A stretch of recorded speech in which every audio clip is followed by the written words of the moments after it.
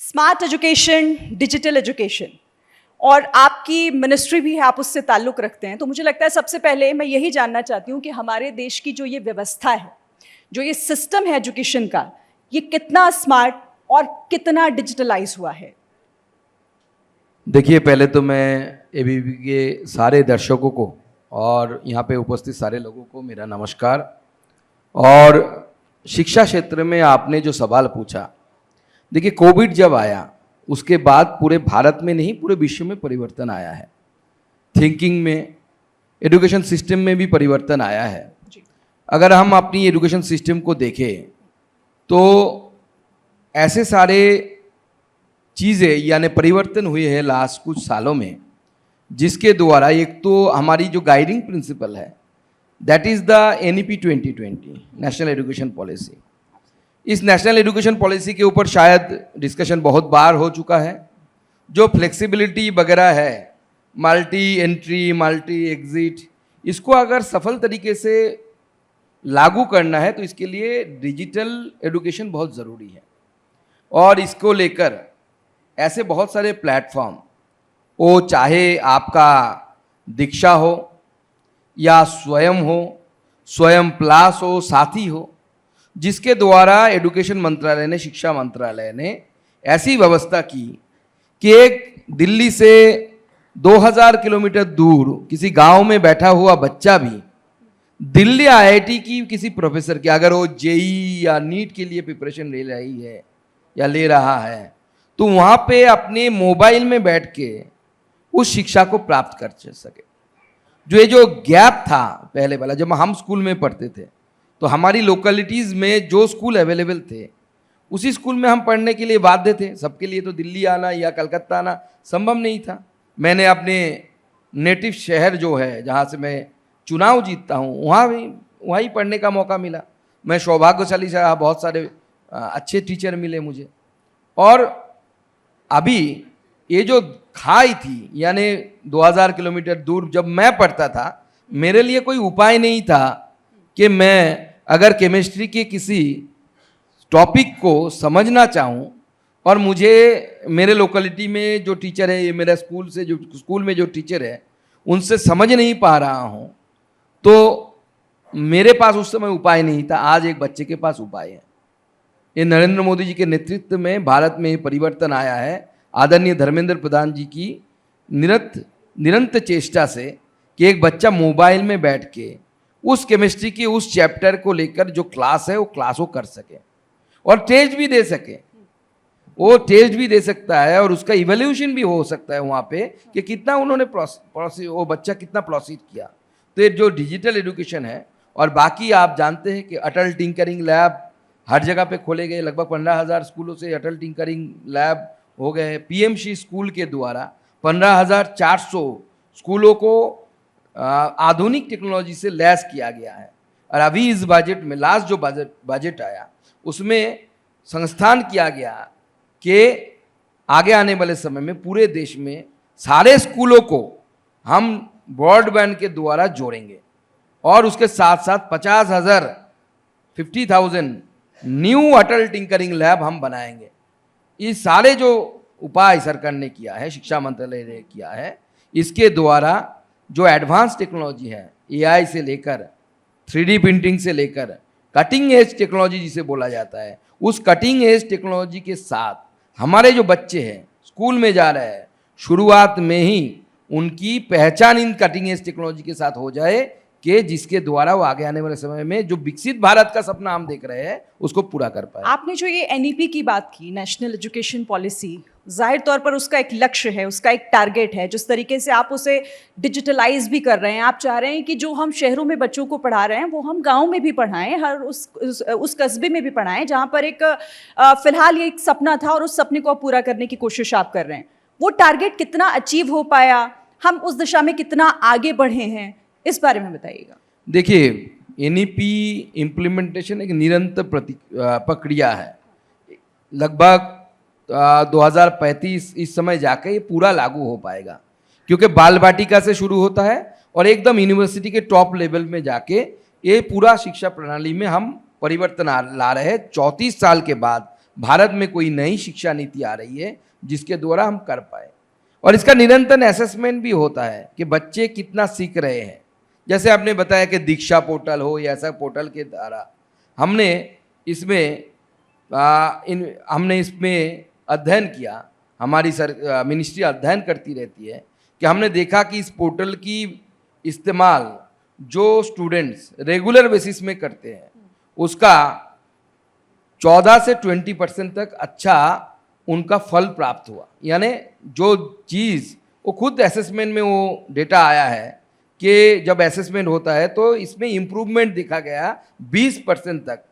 तो ये लगातार जो इस्तेमाल करते हैं, तो ऐसे ही हमारे जो डिफरेंट ऑर्गेनाइजेशन है वो समय समय पर इसका हम करते हैं कि असेसमेंट करते हैं। स्कूलों के बारे में अगर सोचें तो निपुण भारत के द्वारा स्कूलों के बच्चों में जो बेसिक जो चीज़ें हैं, मैथमेटिक्स करना है, लिंग्विस्टिक जो उनको इम्प्रूव जो टारगेट है उसको पूर्ण कर पाए, टच कर पाए, इसके लिए हमेशा इसका हम इसका एग्जामिनेशन करते रहते हैं। और ये डेटा सारे डिजिटल प्लेटफॉर्म से लेकर और उसका असेसमेंट करते हैं कि कितना इसमें प्रतिशत लाभ हुआ है। एक डेटा मेरे पास भी है। देखिए, हमारे देश में, भारत में 15 लाख से ज़्यादा स्कूल हैं, लेकिन सिर्फ 33% स्कूल ऐसे हैं जहाँ पर इंटरनेट की व्यवस्था है। आपको नहीं लगता कि ये मतलब अभी दूर की कौड़ी तो नहीं है ये अभी बहुत ज़्यादा? मुझे लगता है आपके पास थोड़ा पुराना डेटा है। मेरे हिसाब से मेरे पास, मुझे डेटा बोलने के लिए एक बार देखना पड़ेगा, मेरे पास भी डेटा है। आप जो बोल रहे हैं कि इंटरनेट कनेक्टिविटी के बारे में, तो यूडाइस प्लस बोल के हमारा एक प्लेटफॉर्म है। यूडाइस प्लेटफॉर्म के क्या करते हैं कि सारे राज्य अपना डेटा वहाँ पे फीड करते हैं। ऐसा नहीं कि केंद्र सरकार डेटा देता है। उस डेटा के हिसाब से अगर हम देखें 2023-24 का अगर डेटा देखें तो इंटरनेट कनेक्टिविटी 53.9 मतलब 54%। और ये आप मुझे कब का डेटा, मतलब लेटेस्ट डेटा आप 23-24 का डेटा 23-24 का डेटा बता रहे हैं। और आपको ये बताते हैं कि 19-20 में इसमें लगभग 22% से ज़्यादा 22.3% शार्प इंक्रीज देखा गया। इसका मतलब है कि ये डेटा दर्शाता है कि कैसे डिजिटलाइजेशन, इंटरनेट कनेक्टिविटी पूरा देश में बढ़ रहा है और आदरणीय प्रधानमंत्री जी के नेतृत्व में ही ये संभव हुआ है। और इसके लिए मुझे जो लगता है कि जब ये नेशनल एजुकेशन पॉलिसी 2020 पूरी तरीके से इम्प्लीमेंट हो जाएगा और उसके बाद उसका रिजल्ट आते आते उससे भी ज़्यादा टाइम लगता है, क्योंकि एक एजुकेशन पॉलिसी, इससे पहले भी जितने सारे हमने एजुकेशन पॉलिसी या कमीशन बना था, हमारा जो कमीशन के रिकमेंडेशंस है वो रिकमेंडेशन को आपको धरातल में लाने के लिए समय लगता है। इसका जब आपको लाभ दिखेगा, जब हमारा ह्यूमन रिसोर्स, हमारे स्टूडेंट्स, और इसका लाभ अभी से शुरू में हमने देखने हमारे लिए शुरू हो गया। हमारे कुछ डेटा आ रहे हैं जिसमें हम इनोवेशन इंडेक्स में आगे बढ़े हैं, हम पेपर पब्लिशिंग में पूरे वर्ल्ड में बहुत आगे है, 3-4 रैंक है हमारी पूरे वर्ल्ड में। ये दर्शाता है कि आदरणीय प्रधानमंत्री जी के नेतृत्व में ये जुगांतकारी एक परिवर्तन होने जा रहा है जो भारत को विकसित भारत तक लेके जाएगा। ठीक है, चलिए, आपने इस डेटा में करेक्ट किया। एक और मैं आपको बताती हूँ, दीक्षा प्लेटफॉर्म का आप बार बार जिक्र भी कर रहे हैं और उस पर हम देख भी रहे हैं कि सरकार किस तरीके से काम कर रही है। लेकिन 2023 तक 370 करोड़ से ज़्यादा लर्निंग सेशंस उस पर हो चुके हैं, अगर मैं सही हूँ, आप मुझे सही कीजिएगा अगर नहीं हूँ तो ये जो डिजिटल प्लेटफॉर्म पर आप स्टूडेंट्स को लेकर आ रहे हैं और स्मार्ट एजुकेशन की तरफ हम बढ़ रहे हैं, इसका असर क्या हो रहा है आपके हिसाब से? हम किस तरह से इम्प्रूव कर रहे हैं? देखिए, आपने डेटा में कितना बोला? 370 करोड़ से ज्यादा। ये भी मुझे लगता है थोड़ा पीछे का डेटा है, मेरे पास मुझे जितना याद आ रहा है, इसीलिए मैंने कहा आप करेक्ट कर दीजिए। इसमें 370 करोड़ ना 500 से ऊपर हो गया है अभी, 550 के आसपास जितना मुझे याद आ रहा है। मुझे एक बार देखना पड़ेगा डेटा, तो इतना याद रखना मुश्किल होता है। आप ये 24 तो तक का बता रहे हैं, आप ये 24 तक का 500 से ऊपर है, 2023 का बता। हाँ, 500 से ऊपर है, 100% कन्फर्म है, मैं आपको बताता हूँ। और देख के मैं डेटा भी एग्जैक्ट बोल सकता हूँ कितना है। तो 500 से ऊपर लगभग 55 बिलियन, ऐसा जितना मुझे याद आ रहा है, 55.6 ऐसा कुछ होगा बिलियन इसमें यूजर्स यानी सेशन जो आप बोल रहे हो चुका है। इसके द्वारा, दीक्षा के द्वारा, एक स्टूडेंट, एक पेरेंट, एक टीचर अपने आप को नए चीज़ों के बारे में वहाँ पे आपको जानकारी मिल सकता है। और ये दर्शाता है, जैसे आपने बोला 300 समथिंग और ये 500 हो गया लगभग 2 साल 1.5 साल के अंदर। तो ये दर्शाता है कि देखिए एक प्लेटफॉर्म तैयार कर दिया आपने, मटेरियल्स डाल दिए, ई कंटेंट डाल दिए, लेकिन अगर ये एवर इंक्रीजिंग ट्रेंड दिख रहा है इसमें, तो ये प्रूफ है कि बच्चे या टीचर हो या पेरेंट्स हो इसका लाभ ले रहे हैं और उनसे उनको लाभ मिल रहा है। और इसलिए ये ग्राफ है जो ग्राफ ऊपर की तरफ जा रहा है। अगर ये सक्सेसफुल नहीं होता या स्टूडेंट्स को लाभ नहीं मिलता, जैसे मैंने एक डेटा दिया था कि लगभग 20% इंप्रूवमेंट देखा गया है दीक्षा वगैरह जो इस्तेमाल करते हैं, तो इसमें ग्राफ आपका ऐसा डिक्लाइन होता, नीचे के तरफ होता। लेकिन ये एवर इंक्रीजिंग जो ग्राफ हम देख रहे हैं कि 500 के ऊपर 500 करोड़ के ऊपर सेशंस हो चुके हैं, इसका मतलब स्टूडेंट्स यहाँ पे जो टीचर्स के क्लासेस है उसको अवेल कर रहे हैं, they are enjoying it and they are improving themselves. So ये दर्शाता है कि पहले बहुत सारी ऐसे चीज़ें होती थी जो होने के लिए होते थे। मैं किसी सरकार की समय की बात नहीं कर रहा हूँ, लेकिन बहुत सारी ऐसी चीज़ें होती हैं जिसके साथ स्टूडेंट्स का सरोकार नहीं होता था। लेकिन अब हमारी सरकार प्लानिंग ऐसी कर रही है जिसका जमीनी स्तर पर यानी ग्राउंड लेवल पर जिसका इम्पैक्ट दिखे। और डेटा जो आपने बोला और जो मैंने आपको करेक्ट किया, ये दर्शाता है कि हमारी सरकार की जो पॉलिसियां है, जो चिंतन है, वो ग्राउंड लेवल पे बच्चों को इम्पैक्ट कर रही है और इसीलिए ये संख्या बढ़ रही है और हमेशा बढ़ती रहेगी। हमारी स्टूडेंट संख्या भी बढ़ रही है, तो ये स्टूडेंट के द्वारा इसको इम्प्रूवमेंट का लाभ भी उनको मिलेगा। सुकांतु जी, हम आज जिस दौर में हैं उसमें बहुत ज़्यादा चर्चा एआई को लेकर होती है। अब आपको क्या लगता है और क्या सरकार भी इस दिशा में काम कर रही है कि हम एआई को अपने बच्चों के स्कूल के सिलेबस में शामिल करें, या फिर उसे आप किस तरीके से देख रहे हैं कि वो हमें हेल्प करेगा, या आपको लगता है कि अभी उसमें वक्त है? देखिए, एआई एक टेक्नोलॉजी है, तो एक टेक्नोलॉजी हथियार होता है। हथियार उसके ऊपर निर्भर करता है कि आप इसको किस तरीके से इस्तेमाल करें। जैसे एटॉमिक एनर्जी, वो भी एक हथियार है। आप बम बनाने में भी इस्तेमाल कर सकते हैं, पावर जनरेशन में भी इस्तेमाल कर सकते हैं। It depends upon you, that means the person who is using it. तो इसी तरीके से मुझे लगता है एआई इनएविटेबल है, भाई इसको हम छोड़ नहीं सकते। इसीलिए हमारी सरकार ने 3 एआई एक्सीलेंस सेंटर खोलने के बाद एडुकेशन के ऊपर 500 करोड़ रुपये से एआई एक्सीलेंस सेंटर, जो इनोवेशन एआई को कैसे हम यूज करेंगे, इस लास्ट बजट में हमारी सरकार ने आदरणीय निर्मला सीतारमण जी ने आदरणीय प्रधानमंत्री जी की मार्गदर्शन में ये किया है।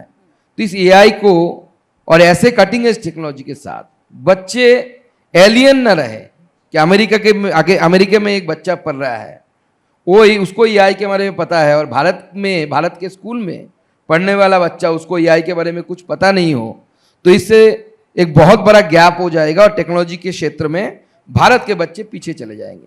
तो इसीलिए हमारी सरकार ने, मैंने पहली क्वेश्चन के आंसर में सारी भूमिकाएं आपको दे दी थी कि 50,000 अटल टिंकरिंग लैब बनेगा। ये अटल टिंकरिंग लैब में एक बच्चा एआई क्या है, 3D प्रिंटिंग क्या है, कैसे आईसीज बनते हैं, मोबाइल के आईसीज कैसे रहते हैं, इन हैंड एक्सपीरियंस उसको होगा। तो इसके द्वारा हमारे बच्चे इस टेक्नोलॉजी का इस्तेमाल करने के लिए सीखेंगे। और जैसे हर चीज़ का मैंने बोला कि डार्कनेस भी होता है, ब्राइटर साइड भी होता है, तो इसी तरह एआई का है। वो तो फेक डीप या क्या लोग करते हैं वो भी है, और एआई को हम छोड़ के आगे नहीं बढ़ सकते। अभी एआई के द्वारा ऐसे बहुत सारी चीज़ें हो रही है। एक बच्चा अगर आपको उसको ठीक से इवोल्यूशन करना है, उसमें भी आपको एआई को डालना पड़ेगा। हमने बच्चों के लिए जादुई पिटारा स्कूलों में लाया है। इस जादुई पिटारा में हमने इसको डिजिटल फॉर्म भी दिया स्कूल सेक्शन में, कि कोई बच्चा या पेरेंट्स जाके मोबाइल में ई जादुई पिटारा इस्तेमाल कर सकता है।